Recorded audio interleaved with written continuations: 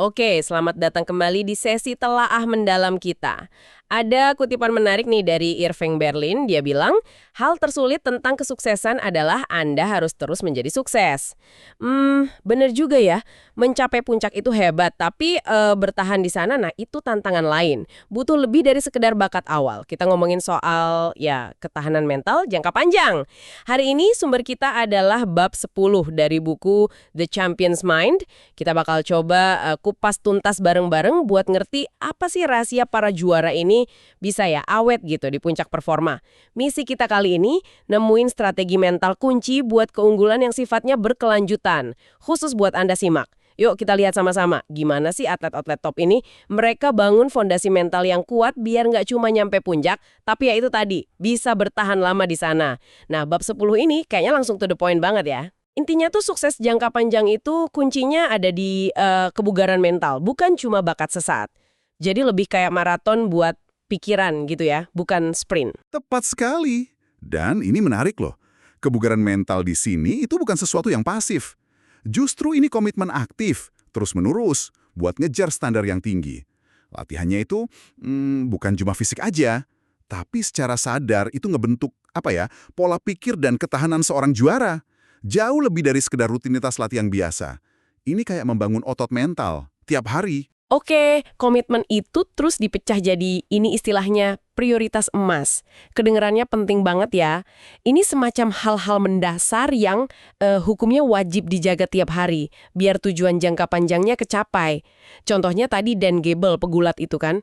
Buat dia, latihan itu harga mati, nggak bisa ditawar sama sekali. Betul, tapi yang lebih menarik lagi, prioritas ini ternyata nggak kaku, nggak statis.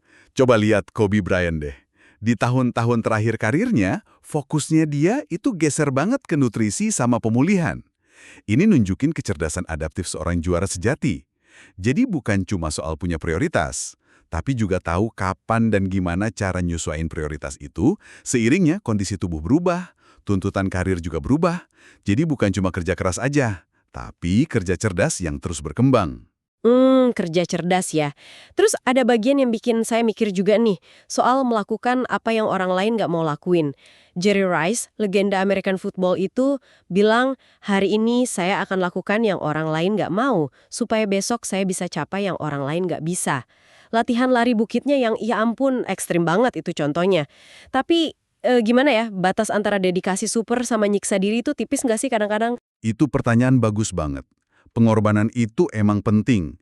Kayak Lionel Messi waktu muda kan, dia ninggalin semua demi ngejar mimpi di Eropa.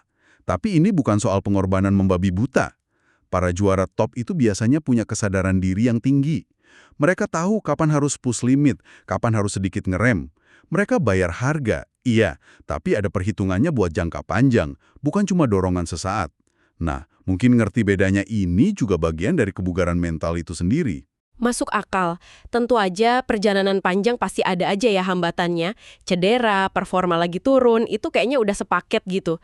Di bab ini disebutin contoh Bob Tixbury, pitcher baseball yang bangkit dari cedera, atau pegolf Chip Beck yang akhirnya belajar pentingnya istirahat biar nggak burn out. Itu loh, kelelahan fisik, mental parah karena maksain diri terus-terusan. Iya, bener. Dan ini nyambung ke perspektif jangka panjang tadi. Coba deh pikirin atlet-atlet Olimpiade yang langganan tampil, kayak Mark Grimmett di Luge atau Peter Westbrook di Anggar. Apa coba resepnya mereka bisa awet banget karirnya? Ternyata bukan cuma fisik doang. Ada kecintaan yang dalam banget sama olahraganya, kemauan buat terus belajar, buat tetap coachable artinya ya, mau dengerin masukan pelatih, plus dukungan yang kuat. Bisa dari tim, keluarga, atau bahkan rutinitas spiritual. Ini fondasi mereka biar bisa lewatin badai, gitu. Satu lagi nih yang menarik banget, pola pikir tanpa batas. Walaupun fisik kita ada limitnya ya, tapi mindset kita itu yang katanya nentuhin potensi penuh kita kecapai atau enggak. Kayak Al Awather, pelempar cakram legendaris itu. Fokusnya dia bukan ngalahin lawan, tapi cuma melakukan yang terbaik versi dirinya sendiri. Jadi kompetisinya itu lebih ke dalam diri ya. Nah, ini menyentuh inti penguasaan diri. Gimana kita nanggepin kegagalan? Para juara itu cenderung ngelihatnya sebagai, ya, data, sebagai pelajaran.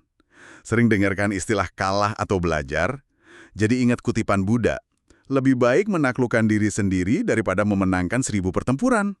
Tantangan terbesarnya itu seringkali bukan lawan di lapangan, tapi ya keraguan sama batasan yang kita bikin sendiri di kepala. Menguasai ini, wah, itu kunci ketahanan yang sebenarnya. Oke, jadi kalau kita coba rangkum nih ya, kesuksesan jangka panjang itu ternyata bukan soal hoki atau bakat doang, tapi kombinasi dari kebugaran mental yang terus dilatih, ketahanan pas lagi susah, komitmen kuat sama prioritas yang benar, dan yang penting juga kemauan buat terus belajar, adaptasi, dan ya itu tadi, menaklukkan diri sendiri. Tepat sekali. Dan seringkali ya, dorongan utamanya tuh bukan lagi sekedar medali atau pengakuan dari luar loh. Tapi lebih ke kepuasan batin, cinta sama proses jadi lebih baik itu sendiri, dan dorongan buat ngeliat sejauh mana sih potensi diri ini bisa berkembang. Itu kayaknya bahan bakar yang gak gampang habis. Kita udah dengar gimana para juara netapin prioritas emas mereka, terus berani lakuin hal ekstra yang mungkin orang lain nggak mau. Nah, pertanyaan reflektif buat Anda sekarang. Gimana nih prinsip fokus dan dedikasi jangka panjang ini bisa Anda terapkan? Mungkin nggak cuma buat satu target aja, tapi sebagai pendekatan buat keseluruhan perjalanan ambisi Anda. Entah itu di kerjaan, kehidupan pribadi, atau mungkin ya di lapangan olahraga Anda sendiri. Coba direnungkan.